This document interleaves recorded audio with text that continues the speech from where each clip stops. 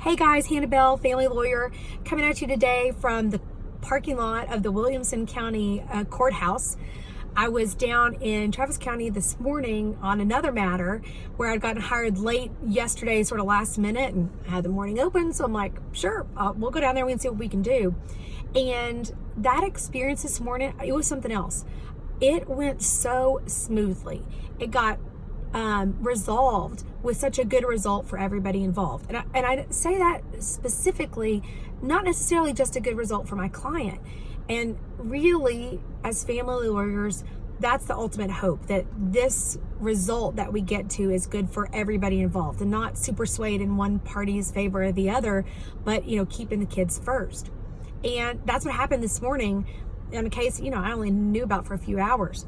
And I got to thinking, what made this work? Like, what made this case go smoothly? And how can I sort of package that up and help other people have the same experience, whether you're on your own, whether you've got a lawyer, whether you're one of my clients. And I think the key is that my client and the opposing party and her lawyer were reasonable. And, I like to think of myself as reasonable, right? Everybody there came in with the right attitude. Everybody was reasonable. So I guess that's really today's pro tip: be reasonable. And, it should go without saying. It should be obvious that in life in general, things go better if you're reasonable. Sometimes you can get these monumental wins, like kick somebody's butt or whatever, if you're unreasonable. But hopefully, and really, that's not the goal of these cases, right? But I think the hard part is like, okay, Hannah, let's be reasonable.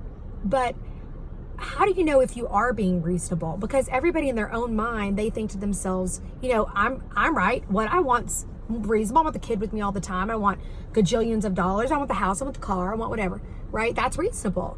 When really what they are using the word reasonable to just sort of rubber stamp in their own mind, them getting everything that they want. And if you walk away with absolutely everything you want, probably you weren't really being that reasonable, because there's a give and take in this.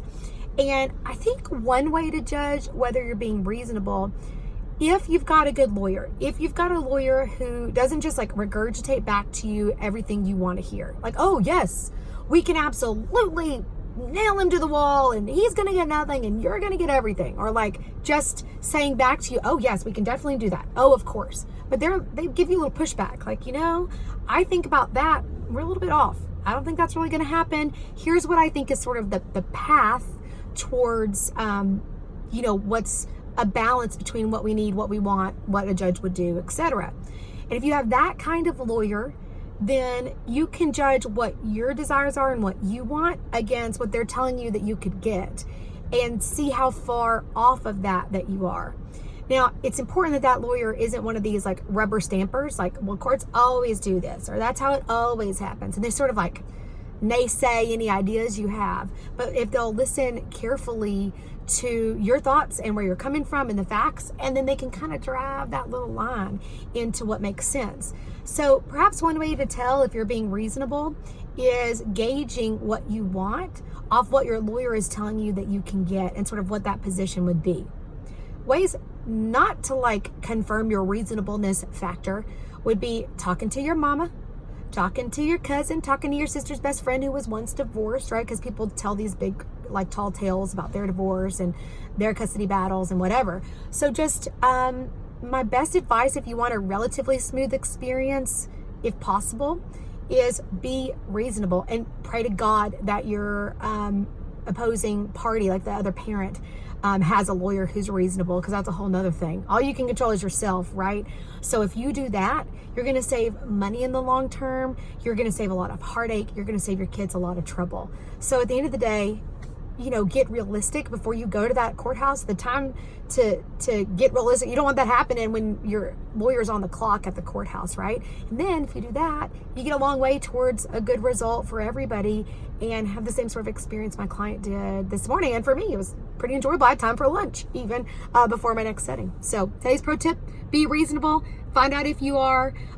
Use your lawyer as a gauge if you have a good one, and save yourself a lot of headache along the way.